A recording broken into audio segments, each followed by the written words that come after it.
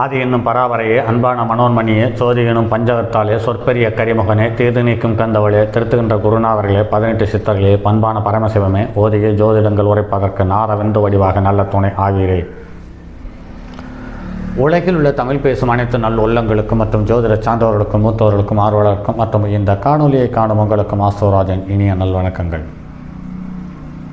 ஜோதிட துளிகள் தொடர்ந்து காணொலிகளாக கொடுத்து வருகிறோம்.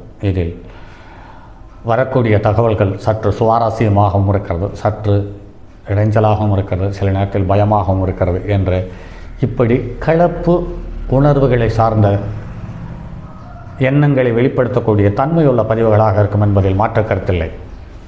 அந்த வகையில் பார்க்கும் பொழுது கடந்த பதிவினுடைய தொடர்ச்சி 7ஆம் இடம் சார்ந்த தகவல்களும் அது சார்ந்த நிகழ்வுகளும் அது சார்ந்த நிலைகளும் என்ற வகையில் பார்த்து கொண்டிருக்கிறோம். அந்த வகையில் 7இல் ராகு கேது இருந்தால் அவன் திசை பொசிப்பில் தாசி சகவாசம் பண்ணுவான் என்று சொல்லப்பட்டிருக்கிறது. இதில் குருவனுடைய பார்வை இருக்கும் பட்சத்தில் பாதிப்பதில்லை. சனி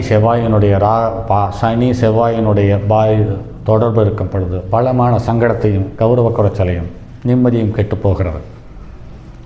இதில் ஜென்மராகுக்கு கோச்சாரராகு தொடர்பு கொள்ளும் சூழ்நிலையில் இந்த ராகு கேது திசையினுடைய கடைசி காலம் நடக்கும் பட்சத்தில் இது ஒரு வாழ்க்கையில் சரி செய்ய முடியாத கசப்பை தந்து விட்டிருக்கிறதை ஒரு ஜாதகத்தில் பார்த்திருக்கிறோம். சுக்கிரன் 5-5-1-5-9 இருந்தால் இறக்கும் வரையில் அவன் சந்தோஷமாக இருக்கக்கூடிய தன்மை உள்ளவனாக இருக்கிறான். சுக்கிரன் 3க்கு அதிபன் கூடினாலும் பார்த்தாலும் பரஸ்திரிகளுக்கு எவ்வளவு கொடுத்தாலும் விசுவாசம் வராது.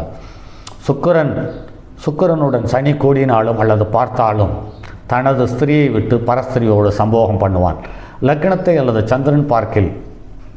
சந்திரன் வியாழன் பார்க்கில் வாலிபத்தில் விவாகம் தரமாக நடக்கும் என்று சொல்லப்பட்டிருக்கிறது. இது நடைமுறையில் அப்படியே ஒத்துப்போகிறது. 7க்கு அதிபன் சுபனாயிருந்து நேச அங்கிசனாயிருந்து 6-8-12 இருந்தால் அவன் ஸ்திரீ வாலிபத்தில் மரணம், கைம்பெண்ணுடன் புணர்ச்சி என்று சொல்லப்பட்டிருக்கிறது. 7க்கு அதிபனோடு ராகு கேது கூடினால் ஈனஸ்திரியை புணர்ச்சி செய்வான் என்று சொல்லப்பட்டிருக்கிறது. ஜாதகன் பிறக்கும் போது சுக்கிரனோடு வியாழன் கூடில் ராஜகன்னிகையோடும், சூரியன் அங்காரகனுடன் கூடினால் சத்திரிய கன்னிகையோடும், சந்திரன் புதனுடன் கூடினால் வைசிய குல மாதரோடும், சனி கூடினால் சூத்திர மாதரோடும், குரு கேது கூடினால் புலையர் குலத்தில் பிறந்த மாதரோடும் பெருமையோடு கூடியிருப்பான் என்று சொல்லப்பட்டிருக்கிறது. இது அந்த காலத்தில் கிரகங்கள் காட்டப்பட்ட இனங்களை அடையாளம் காட்டியிருக்கிறது. ஆனால் இந்த காலத்தில் இதற்கு ஒவ்வொரு கிரகத்துக்கும் மதம் என்றும் ஜாதி என்றும் இனம் என்றும் கூட்டம் என்றும் இப்படி எண்ணற்ற தகவல்கள் இதில் உள்ளே மறைந்திருக்கிறது. இது எல்லாம் அதிகபட்சமாக நடைமுறையில் ஒத்துப்போகிறது. இதில் வைசிய குலம் யார் என்றும், சூத்திர குலம் யார் என்றும், சத்திரர் குலம் யார் என்றும், ராஜகன்னிகை யார் என்றும் அடையாளம் காணக்கூடிய தகுதியும் அனுபவமும் இருக்கக்கூடிய ஜோதிடர்களுக்கு இது அப்படியே கண்ணுக்கு முன்னால் வந்து போகும் என்பதில் நடைமுறை அனுபவத்தில் நிறைய பார்த்திருக்கிறோம். கலஸ்தர ஸ்தான அதிபதியை கூடி எத்தனை கிரகங்கள் என்றதோ அத்தனை கிரகங்களுடைய கலத்தரம் உண்டு என்று சொல்லப்பட்டிருக்கிறார்கள். ஆனால் அத்தனை கலத்தரங்கள் நடைமுறையில் வருவதில்லை. அத்தனை பெண்களுடைய உறவுகள் அல்லது அத்தனை ஆண்களுடைய உறவுகள் இருப்பதை நடைமுறையில் பார்க்கிறோம். கலஸ்தர காரகன் ஸ்தானாதிபதியின் சுபனாக இருக்கத்தில் சுப கிரகம் பார்க்கில் அது சிறப்பான நல்வாழ்க்கையை தருகிறது. பாப கிரகங்கள் பார்க்கும் பொழுது சில சங்கடங்களையும் கௌரவ குறைச்சலையும் ஏற்படுத்தி இருக்கிறது. இவர்கள் விரயஸ்தானத்தில் இருக்க, சிம்மராசியிலும் இருக்க, பாவர்கள் காண மத்தியமமா, பாம்புகளும் செவ்வாயும் கலத்தர ஸ்தானத்தில் இருக்க அல்லது கூடி கலத்தர பீடை உண்டாகும். சுபகிரகங்கள் பார்க்கில் உத்தமமாம். கலஸ்தர ஸ்தானாதிபதி லக்னாதிபதியும் கூடி தங்கள் மனைகளிலும் அல்லது 5லும் அல்லது 9லும் கூடி நிற்க இவன் பல ஸ்திரீகளோடு உறவுகள் இருந்தாலும் பல ஆண்களோடு உறவுகள் இருந்தாலும் வாழ்க்கை துணை என்பது ஒருவரே என்பது சொல்லப்பட்டிருக்கிறது. இது 100% என்னுடைய அனுபவத்தில் ஒத்துப்போயிருக்கிறது. கலஸ்தர காரகனும் குடும்பாதிபதியும் பாவர்களும் அல்லது வெள்ளியும் கூடி 3இல் நிற்க அல்லது 6இல் நிற்க மனையாளுக்கு ஏனமுண்டாம். லக்னாதிபதியும் 7ஆம் அதிபதியும் கூடி விரயத்திலும் 6, 8, 12 இருக்கில் அவர்கள் விசுவாசமில்லாத வாழ்க்கை துணையை அடைகிறார்கள்.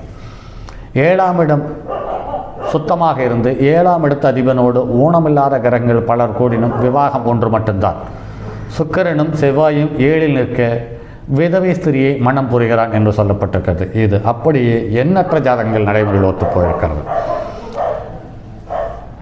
7ஆம் இடத்தில் சந்திரனும் செவ்வாயும் 6ஆம் அதிபதியும் கூடி 4ஆம் இடத்தில் நின்றாலும் அல்லது லக்னம் 9, 4, 6 இந்த ஸ்தானங்களில் நின்றாலும் மேற்சொன்ன ஸ்தானத்தில் கூடி நிற்கில் இவருக்கு வேறு ஒரு விஷயம் உண்டாகும் என்று சொல்லப்பட்டிருக்கிறது.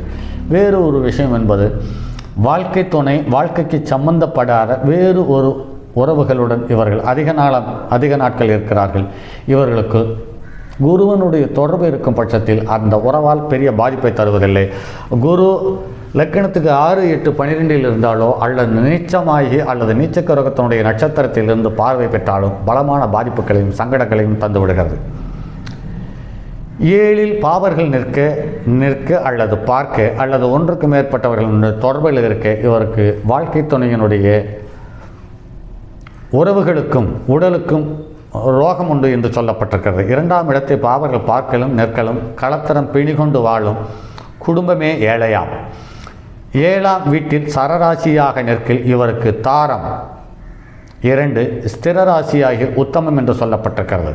உபயராசியாகில் மாதர்கள் பல உண்டாம். ஸ்தானாதிபதிகளுடன் சேர்ந்த கிரகம் பார்த்த கிரகங்களால் பலன்கள் கூடும். லக்ன அதிபன் சுக்கிரன் வீட்டில் இருந்தாலும் அல்லது கூடினாலும் சுக்கிரன் பார்த்தாலும் உத்தம ஸ்திரியோடு வாழ்க்கை நடத்துவான் என்று சொல்லப்பட்டிருக்கிறது. இதில் செவ்வாய் 7ஆம் இடத்தில் நல்ல நிலையில் இருந்தால் நல்ல கணவருடன் வாழ்க்கையை தொடர்கிறார்கள் என்பது நடைமுறையில் பார்க்கப்படுகிறது. இப்படி சொல்லப்பட்ட தகவல்கள் சற்று விரசமாக காணப்பட்டாலுமே கூட இந்த தகவல்கள் எல்லாமே நடைமுறையில் ஒத்துப்போகிறது. ஆனால் ஜோதிடர்கள் இதை பார்க்கும் ஜோதிடர்கள், இந்த காணொலிகளை பார்த்து இதை பின்பற்றக்கூடிய ஜோதிடர்கள் இலைமறைக்காயாக அல்லது மற்றவர்கள் மனம் காயப்படாத அல்லது புண்படாத நிலையோடு பலன்களை சொல்லும் பட்சத்தில் இந்த ஜோதிடம் நமக்கு ஒரு கௌரவத்தையும் பெரும் பேரையும் தந்துவிடும் என்பதில் மாற்று கருத்தில்லை. சரி நண்பர்களே, மற்றும் ஒரு பதிவில் சந்திப்போம். அதுவரை உங்களிடமிருந்து விடைபெறுவது உங்கள் அன்பு நண்பன் எம் ராஜரத்தினம். என்னுடைய அலைபேசி எண் 9788972999 மற்றும் ஒரு எண் 9791199649. தங்கமான் மழுவோடேந்தி தன்மதி தலையில் கொண்டோன் மங்கையர் பதிக்கச் சொன்ன மாமொழி ஜோதிடத்தை இங்கு யாம் உரைப்பதற்கோர் எமை என்னும் பிழை வராமல் காக்க செங்கன் மால் மருகன் யானைச்சரன் பதம் காப்பதாமே.